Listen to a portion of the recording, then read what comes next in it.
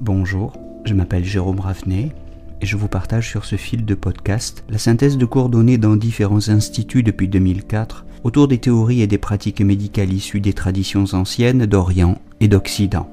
Bienvenue sur Énergie Tradition Santé à tous ceux qui nous écoutent avec discernement.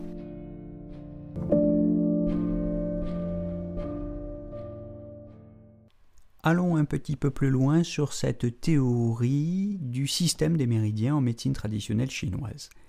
Dans la précédente capsule, nous avons montré que ce système des méridiens formait une espèce de trame, un tissu de méridiens qu'on peut comparer également à une carte géographique traversée de voies de circulation routières ou fluviales qui font, disions-nous, communiquer le haut et le bas, l'intérieur et l'extérieur, la gauche et la droite, etc., et qui font circuler le qi, le sang, les liquides organiques. Et nous avions insisté sur le fait qu'il y a différentes sortes de méridiens. Les méridiens principaux, auxquels vont être consacrées cette présente capsule, mais aussi des méridiens luo, des vaisseaux luo, des méridiens distincts, les jingbié, les méridiens tendinomusculaires, etc. Alors tout cela est donc complexe, vous l'avez compris, mais tout n'a pas la même importance. Et il faut commencer par le début. Le début, c'est l'étude du trajet des méridiens principaux. Pourquoi étudier d'abord les méridiens principaux ? Bien parce que ce sont eux qui sont porteurs des points d'acupuncture. C'est par là qu'il faut commencer l'étude de l'anatomie énergétique en médecine traditionnelle chinoise, et c'est la dernière chose qui vous restera à l'esprit quand vous aurez tout oublié. Alors, ce qu'il faut bien comprendre quand on étudie ces méridiens principaux, c'est qu'ils ne forment pas une liste disparate, mais un système organisé, et leur dénomination va nous apprendre beaucoup de choses. Chaque méridien se définit par 3 éléments. D'abord, évidemment, la relation à un organe ou à une entraille. Et c'est même souvent, d'ailleurs, comme cela qu'on les résume. Il y a un méridien du poumon, il y a un méridien de la rate, de la vessie, etc. Ça, c'est le premier élément. Le deuxième élément, c'est la localisation main ou pied.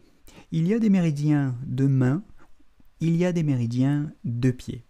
La main en chinois shao, le pied en chinois zhu, en chinois classique. Par exemple, le méridien du poumon, shao tai yin fei jing. Vous entendez shao et vous entendez fei qui veut dire poumon, shao qui veut dire main. Et vous savez que Shao Tai Yin Fei Jing signifie que vous avez affaire au méridien de main du poumon.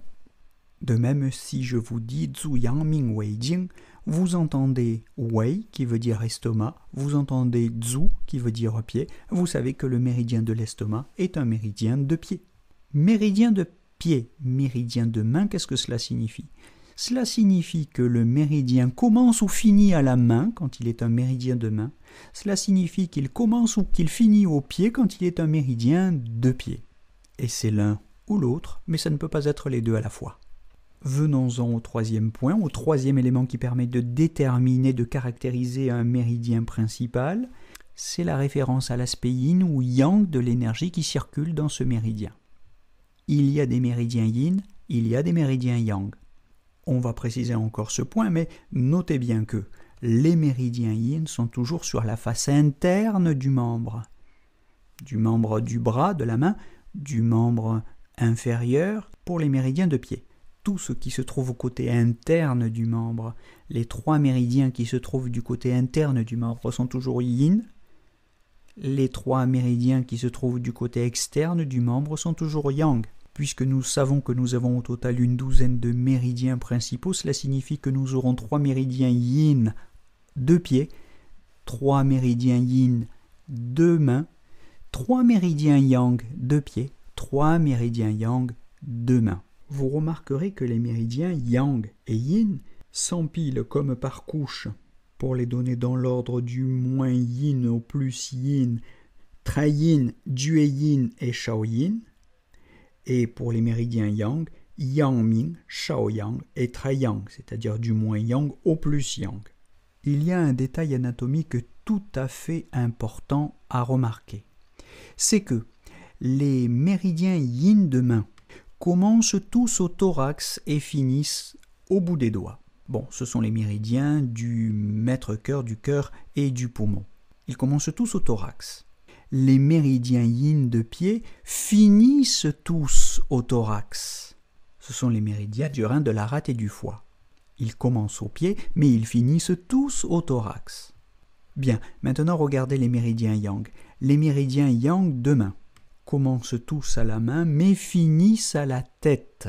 Ce sont les méridiens du gros intestin, du triple réchauffeur et de l'intestin grêle. Ils commencent à la main, mais ils finissent à la tête. Maintenant, les méridiens yang de pied commencent à la tête et finissent tous au pied. Ce sont les méridiens de l'estomac, de la vésicule biliaire et de la vessie. Ils commencent à la tête et autour des yeux, pour être même plus précis, et finissent tous au pied. Je voudrais rajouter quelques remarques complémentaires à cette description. D'abord, je voudrais faire remarquer que le méridien principal ne se réduit pas au trajet superficiel porteur des points d'acupuncture. Attention, les méridiens principaux, les Chengjing, les 12 méridiens principaux que nous étudions en priorité dans l'étude de l'anatomie énergétique chinoise, ont également un trajet interne. Ils rentrent dans les profondeurs du corps et vont rejoindre les viscères. Je voudrais enfin faire une dernière remarque sur la classification de ces méridiens en yin et yang. La distinction du yin et du yang ne renvoie pas seulement à la distinction de la face interne des membres et de la face externe des membres. La distinction du yin et du yang renvoie à un sens de circulation de l'énergie dans le corps. Le yin monte et le yang descend. Dans la nature, le yin est en bas et le yang est en haut, mais tant que le yin et le yang sont chacun de leur côté, la vie ne peut exister. La vie n'existe que parce que le yin monte et que le yang descend. Dans sa descente du yang et cette montée du yin, le yin et le yang peuvent se rencontrer. Quand ils se rencontrent, c'est la vie. La vie émerge. Je tiens beaucoup à cette remarque parce qu'elle enveloppe une définition de la vie et de la mort. La vie, c'est la rencontre du yin et du yang, leur interaction. La mort, c'est leur séparation.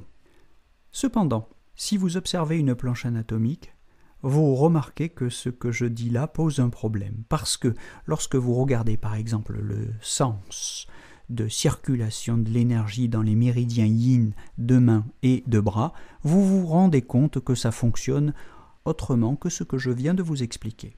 Vous observez que pour les méridiens yin de jambes, par exemple celui de la rate ou du rein, le point 1 est au pied et s'écoule bien en remontant vers le thorax. Mais lorsque vous regardez le méridien du poumon, par exemple, le méridien de main du poumon, vous pensez observer que l'énergie s'écoule du thorax vers le bout des doigts, c'est-à-dire en descendant. Autrement dit, dans les méridiens yin de pied, l'énergie a bien l'air de remonter, tandis que dans les méridiens yin de bras, elle a l'air de descendre. Mais ce n'est qu'une illusion, ou plutôt, c'est une erreur d'observation provoquée par le fait que votre position anatomique de référence n'est pas la bonne. La position anatomique de référence, ce n'est pas celle d'un homme debout, les pieds joints, si vous voulez, et les bras le long du corps. La position anatomique de référence, c'est celle d'un homme qui se tient debout, les bras tendus vers le ciel. Pour garder en mémoire cette position anatomique de référence, dans l'anatomie énergétique chinoise, pensez au pictogramme de Mencius. Et si vous ne savez pas ce qu'est le pictogramme de Mencius, eh bien, je me contenterai pour aujourd'hui de vous inviter à taper sur Google « Pictogramme de Mencius ». Faites une recherche et vous verrez à quoi il ressemble. Il nous donne la forme du corps dans la position anatomique de référence pour la médecine traditionnelle chinoise. Et ce n'est évidemment pas la même que celle dont se servent nos anatomistes en médecine conventionnelle ou en ostéopathie occidentale. Voilà en résumé tout ce que doit savoir un étudiant en médecine traditionnelle chinoise de première année sur les 12 méridiens principaux qui se classent selon 3 critères ou 3 éléments, leur référence à un organe ou une entraille, leur localisation de main ou de pied et la couche énergétique à laquelle il appartient. Yin et yang se subdivisant en Jue Yin, Shao Yin, Trei Yin, Shao Yang, Trei Yang, Yang Ming. Et sur la base de ces informations initiales, vous êtes prêt maintenant pour entrer dans l'étude individualisée des méridiens, les uns après les autres. C'est donc tout pour aujourd'hui et je vous souhaite une belle journée à tous.